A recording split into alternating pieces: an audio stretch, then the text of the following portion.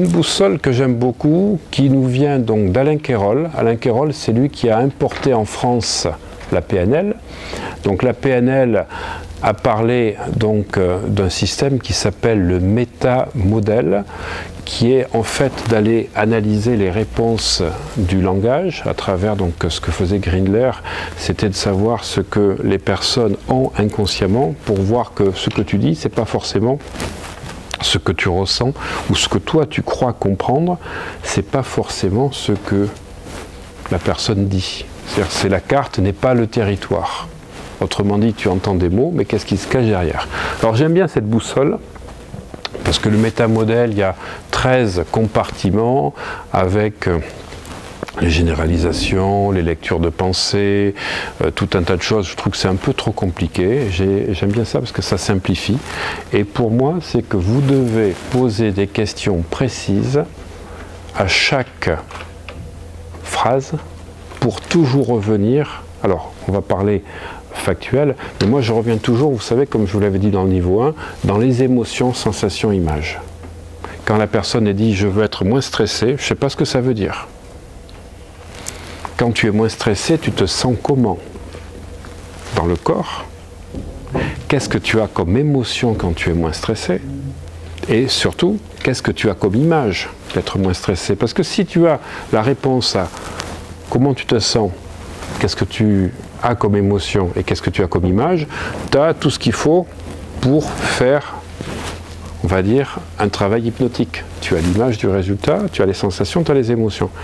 Donc c'est pour ça que moi je ne suis pas forcément métaphore, ça vous comprenez pourquoi, parce que les métaphores, et chaque fois que j'en parle avec des psychologues comme Alix, personne ne met la même chose sur une métaphore. On a des interprétations différentes, et moi la véritable métaphore, elle se fait, ce que j'appelle les métaphores isomorphiques, avec ce que te dit la personne quand elle est guérie.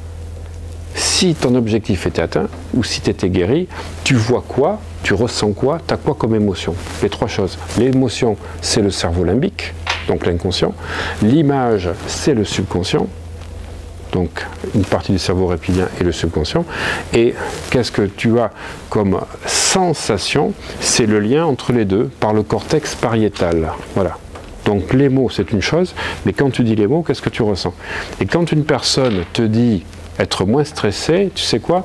Moi, je raisonnais avant, être plus zen. Mais elle ne sait pas ce que c'est qu'être zen ou cool. Elle, son référentiel, c'est stressé. Stressé à 8, stressé à 6, stressé à 4. Donc, ramener toujours la personne dans les sensations, émotions et images, mais surtout, on va aller chercher ce que ça veut dire. Alors, on a ce qu'on appelle les généralisations. Généralisation, tu en as une simple qui s'appelle c'est toujours comme ça. Ou dans la famille, on a toujours fait ça. Là, il faut toujours reprendre ce qui a été dit avec un point d'interrogation. Toujours? Et pourquoi toujours fait ça?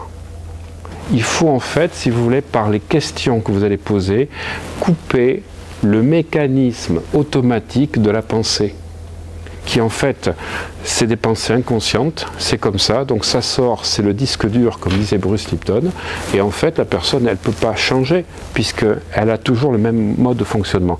On n'a jamais réussi à faire ça. Ah, pourquoi? Et pourquoi pas? Et qu'est-ce qu'il faudrait faire? En fait, il faut que vous identifiez ces différentes structures, comme nous allons voir une par une, pour que vous ayez vraiment le recadrage. On avait parlé un peu de recadrage, mais là on va rentrer un peu plus dans le détail, pour que la personne ne s'enferme pas toujours dans le même schéma répétitif. Donc tout le monde fait ça. Ouais, mais personne ne peut réussir aujourd'hui en France si tu pars pas avec tel truc. Ben, je vais te dire, moi j'ai plein d'exemples différents à chaque fois. Alors quand quelqu'un me dit tout le monde fait ça ou personne n'y arrive, ben, à chaque fois vous dites ok, vraiment personne? Ben, je vais vous demander une prescription de tâches. Je veux que vous me listiez pour la prochaine fois 3 personnes autour de vous ou connus qui ont fait exactement le contraire ou qui ont réussi. Parce que si tu ne contre pas ce que la personne dit de manière automatique, qu'elle débite, eh bien malheureusement, eh ben, ça ne va rien changer. Ton travail que tu vas faire à toi, c'est les pensées qu'elle a, qu'elle entretient, qui créent les conditions. Donc toujours, jamais, pourquoi? Vraiment personne? Oui, mais les gens font tout ça, ou tous sont comme ça. Quels gens? Quelles personnes? Il faut que vous soyez toujours, c'est ce que j'aime bien dans Erickson, il disait, diviser c'est mieux régner. Et tu divises à chaque fois une phrase en posant des questions jusqu'à ce qu'elle n'ait plus, parce que ça permet d'identifier et de séquencer. Alors les distorsions, ben, ça crée des suggestions, des hypothèses, des déductions, des conclusions. Ce sont des gens qui entendent quelque chose et qui interprètent totalement. Voilà, donc distorsion, qu'est-ce qu'on pourrait avoir comme image de distorsion? Parce qu'aujourd'hui il y a la crise des gilets jaunes, eh bien, ça va être de plus en plus difficile, effectivement, à pouvoir développer l'hypnose. Aucun rapport, mais c'est une distorsion. Hein? C'est une superbe technique de quoi? De ratification. Et moi, je dis que les confusions, les distorsions, tu dis un truc, mais qui n'a rien à voir. Alors, les règles, je dois, tu devais faire ça, il faut... Et ça, vous allez voir, vous serez surpris dans l'anamnèse où des personnes disent « Ouais, mais il faut que je fasse ça. » Ou « Je dois... » Mais qui te fait ça? Qu'est-ce qui se passerait si? Qu'est-ce qui t'empêche de faire autrement? Et surtout, si j'insiste là-dessus, c'est qu'il y a peut-être 2 ou 3 personnes ici qui doivent, ou qu'il faut faire quelque chose. Donc, amusez-vous à vous reprendre. Parce que c'est important quand on est, si tu veux, dans ces formations. Je dois faire ça. Mais pourquoi tu dois faire ça? Qu'est-ce qui t'oblige? Qu'est-ce qui t'empêche de faire autrement? Qu'est-ce qui se passerait? Ça, c'est super important. Parce que vous allez voir que derrière ce qu'on appelle Korzybski, qui avait fait donc la carte et le territoire, derrière la façon dont on parle, il y a la façon dont on pense. Et quand on va travailler donc sur la neurosémantique, la sémantique, derrière, on va voir qu'il y a des réseaux neuronaux qui interviennent comme ceci. Alors, les opinions, ça, c'est ce qu'on va appeler, en fait, les faits imprécis. Voilà, c'est-à-dire que la personne va... Alors, les opinions, c'est ici...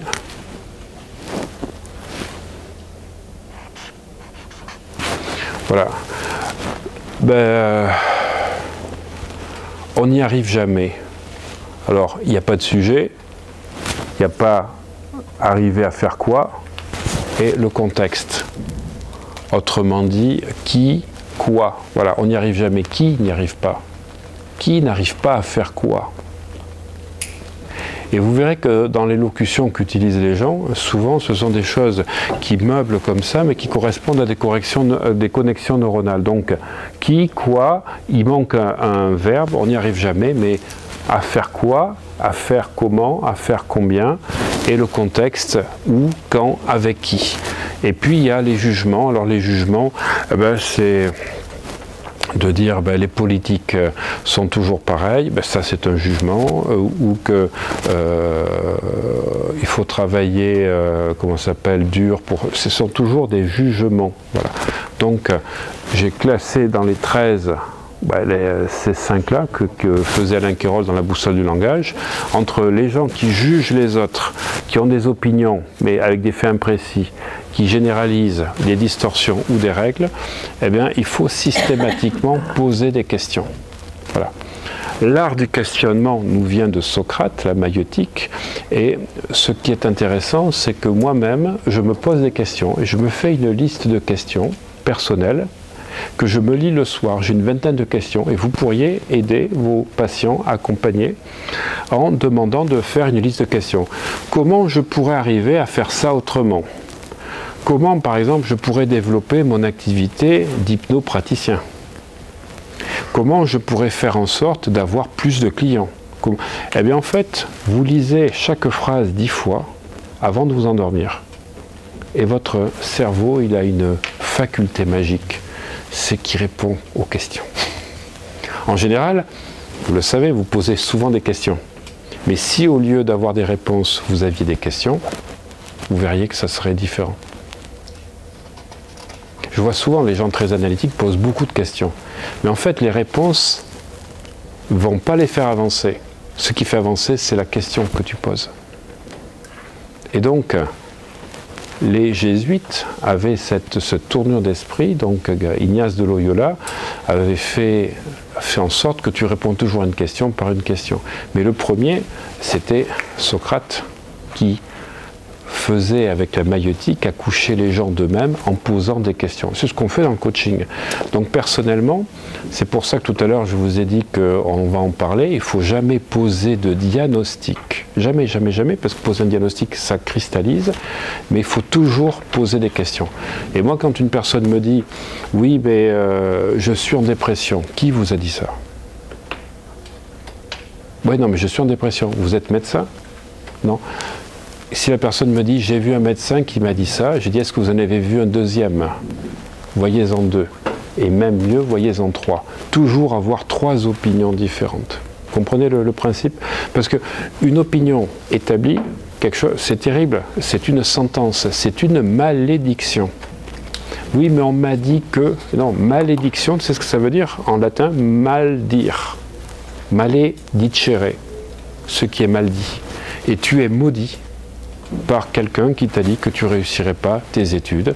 Ou quand je prends des sportifs, la première chose que je fais, c'est de reprendre la projection, on va dire, que le médecin ou le kiné a fait.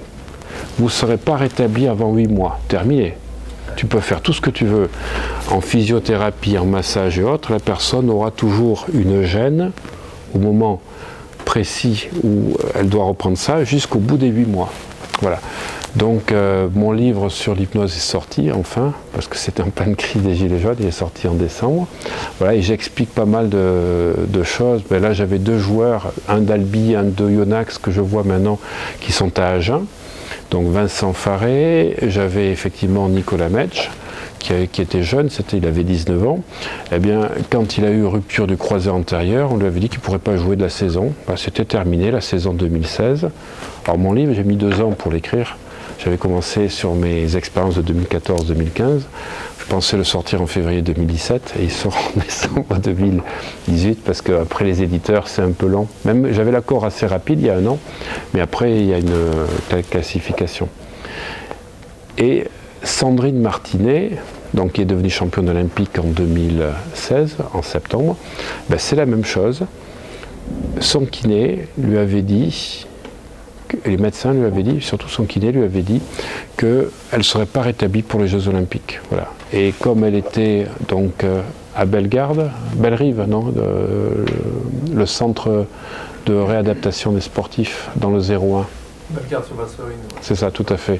Donc j'ai Stéphane Pancrofi qui est devenu un ami, c'est le kiné de l'équipe de France de VTT qui me l'a envoyé et il m'a dit Olivier, il faut que tu t'occupes d'elle, comme je m'étais occupé de joueurs d'Oyonax à l'époque. Et en fait, la première chose que je vais faire, c'est déprogrammer la malédiction que d'autres ont dit. Mais des fois, la malédiction, c'est toi qui te l'as dit. Donc bien dire les choses, benedicere, c'est une bénédiction. Donc c'est pour ça que pour moi, le premier travail, c'est de repérer déjà dans l'anamnèse les tournures de phrases, la façon dont la personne va faire ça. Et c'est pas uniquement de pouvoir le faire, de la recadrer pour avoir raison ou pour mieux faire préciser, c'est que déjà dans la façon de dire les choses, moi, je suis de plus en plus persuadé aujourd'hui que les mémoires, on a des mémoires en nous, et quand tu n'as pas trouvé la mémoire et la cause, ben la mémoire, elle se joue tout le temps. Voilà. Elle m'a appelé, elle s'est reblessée, ben, toujours pareil, avant la préparation des Jeux Olympiques, c'est des choses, tu vois, et les gens, tu peux rien faire, il faut travailler les mémoires. Voilà, donc on va repérer chaque fois que les gens disent je devrais, il faut que je fasse comme ça, ou ne sont pas précis, vous devez avoir de la précision. Parce que pour faire de l'hypnose et pour que le subconscient puisse reprogrammer différemment, ben, il faut avoir une précision, il faut être chirurgical.